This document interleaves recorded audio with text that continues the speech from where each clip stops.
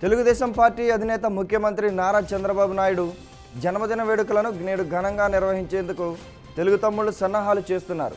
ఆయన 70వ ఏట అడుగు పెడుతుండడం, తిరిగి పార్టీ అధికారంలోకి వచ్చాక తొలి జన్మదినం కావడంతో భారీ కార్యక్రమాల నిర్వహణ సిద్ధమయ్యారు. జిల్లా వ్యాప్తంగా ప్రధాన పట్టణాలు, నియోజకవర్గ, మండల కేంద్రాలతో పాటు పలు గ్రామాల్లోనూ వేడుకలు జరగనున్నాయి. ఈ సందర్భంగా పెద్ద ఎత్తున కేక్ కటింగ్లు, రక్తదాన శిబిరాలు, అన్నదానం, మెడికల్ క్యాంపులు వంటివి నిర్వహించనున్నారు. కాగా ఇప్పటికే టీడీపీ కీలక నేతలు కింది స్థాయి నాయకులకు ఇందుకు సంబంధించిన కార్యక్రమాలపై పలు సూచనలు చేయగా తదనుగుణంగా ఆయా ప్రాంతాల్లో ఏర్పాట్లు చేస్తున్నారు.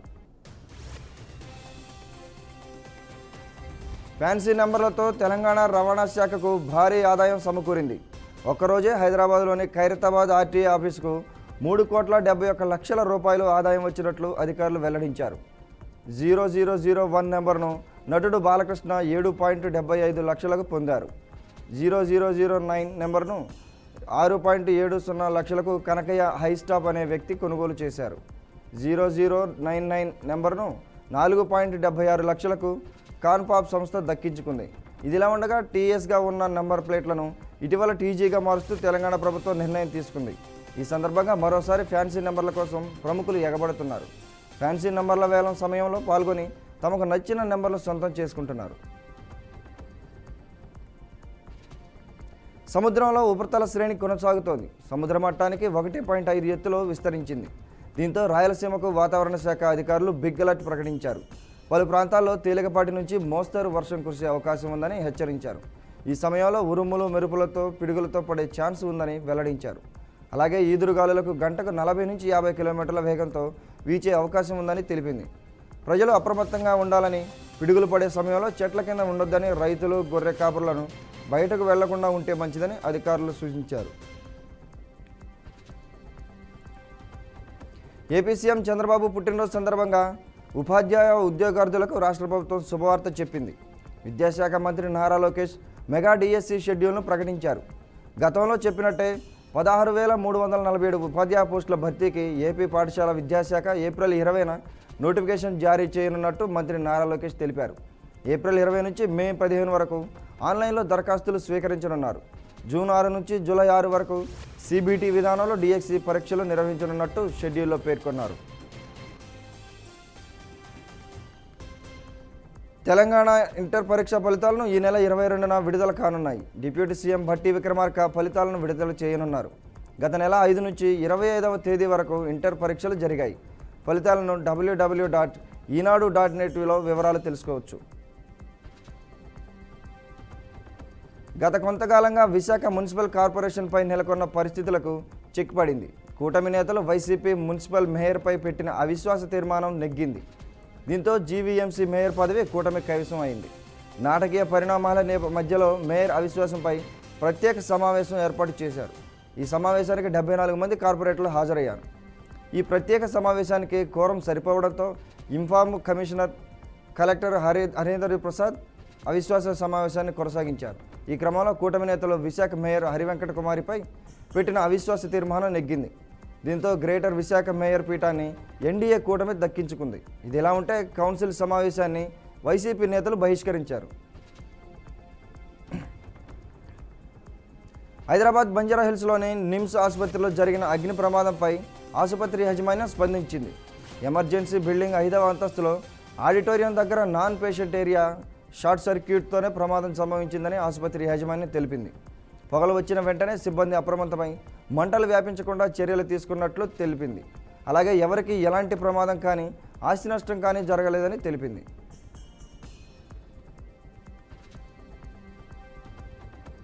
గత 5 ఏళ్ల జగన్ ప్రభుత్వ పాలనలో పోలీస్ శాఖలో నియామకాలు చేపట్టలేదని హోంమంత్రి అనిత అన్నారు. గుంటూరు రేంజ్ పరిధిలో పోలీసు ఉన్నతాధికారులతో హోంమంత్రి అనిత పోలీస్ కార్యాలయం వేదికగా సమీక్షా సమావేశం నిర్వహించారు. అనంతరం మీడియా సమావేశంలో మాట్లాడుతూ మాజీ మంత్రి రోజా వంటి వైసీపీ నాయకుల అసభ్యకర వ్యాఖ్యలు, విమర్శలు చేసిన తీరు వారి సంస్కారానికి నిదర్శనమని తెలిపారు. వైసీపీ నాయకులు పోలీసులను కూడా బెదిరించి అప్పర్ హ్యాండ్ తీసుకోవాలనుకుంటున్నారని మాజీ ఎంపీ గోరంట్ల మాధవ్ను ఉద్దేశించి హోంమంత్రి మండిపడ్డారు. గోరంట్ల మాధవ్ విషయంలో పోలీసుల పొరపాటు ఉందని తేలినందునే సస్పెండ్ చేసినట్లు స్పష్టం చేశారు. కూటమి ప్రభుత్వం కుట్రలతో మేయర్ పీఠం దక్కించుకుందన్నారు ఎమ్మెల్సీ కుంభా రవిబాబు. చంద్రబాబు జీవితం అంతా కుట్రలు కుతంత్రాల రాజకీయమే చేశారని మండిపడ్డారు.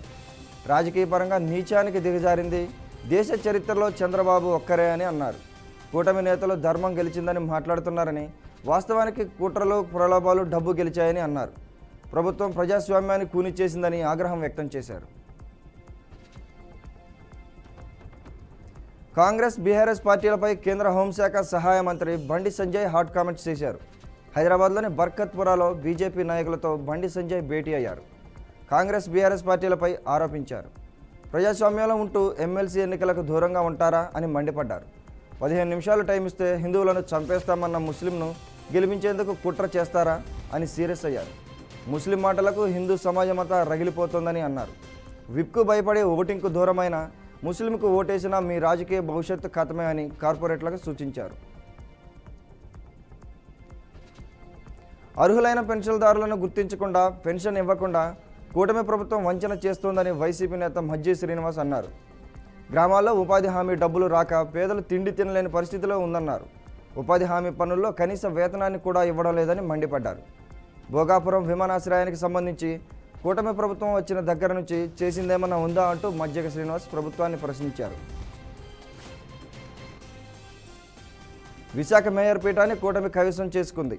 కూటమి ప్రభుత్వంపై వైసీపీ నేతలు ఆగ్రహం వ్యక్తం చేస్తున్నారు. ప్రజాస్వామ్యాన్ని కూటమి కూనీ చేసిందని వైసీపీ ఉత్తరాంధ్ర రీజనల్ కోఆర్డినేటర్ కుర్సాల కన్నబాబు అన్నారు. కుట్రలు కుతంత్రాలతో మేయర్ పీఠాన్ని కైవసం చేసుకున్నారని విమర్శించారు. యాదవ మహిళకు మేయర్ పదవిని జగన్ ఇచ్చారని, ఆమెను అప్రస్వామికంగా కూటమి ప్రభుత్వం గద్దెదించిందని మండిపడ్డారు. చావు బతుకుల మధ్య కూటమి సర్కార్ మ్యాజిక్ ఫిగర్కు చేరుకుందని కన్నబాబు ఎద్దేవా చేశారు. కూటమి పాలనలో అధర్మం రాజ్యం మేలుతుందని అన్నారు. వైఎస్ జగన్మోహన్ రెడ్డిపై కూటమి ప్రభుత్వంపై నటి శ్రీరెడ్డి సంచలన వ్యాఖ్యలు చేసింది. వైఎస్ జగన్మోహన్ రెడ్డి కోసమే సీఎం చంద్రబాబు నాయుడు అలాగే పవన్ కళ్యాణ్ ఉద్దేశించి అసభ్యకర పోస్టులు పెట్టినట్లు విచారణలో శ్రీరెడ్డి ఒప్పుకుంది. చంద్రబాబు నాయుడు, పవన్ కళ్యాణ్, నారా లోకేష్లపై అసభ్యకర పోస్టులు పెట్టిన విచారణకు శ్రీరెడ్డి హాజరయ్యారు. విచారణలో కీలక విషయాలను వెల్లడించారు శ్రీరెడ్డి. సోషల్ మీడియాలో తాను చేసిన పోస్టులు అన్నీ తన వ్యక్తిగతం అంటూ ప్రకటించారు. వైసీపీ అలాగే వైఎస్ జగన్ రెడ్డిపై ఉన్న అభిమానంతోనే కూటమి నేతలు పోస్టులు పెట్టినట్టు వెల్లడించారు. పోస్టులకు సంబంధించి నాపై ఎలాంటి ఒత్తిళ్లు లేవని వివరించారు. జగన్మోహన్ రెడ్డిపై అభిమానంతోనే గతంలో పోస్టులు పెట్టినట్టు క్లారిటీ ఇచ్చారు. మరోసారి కూడా విచారణకు పిలిస్తే రావాలని పోలీసులు శ్రీరెడ్డికి సమాచారం ఇచ్చారు.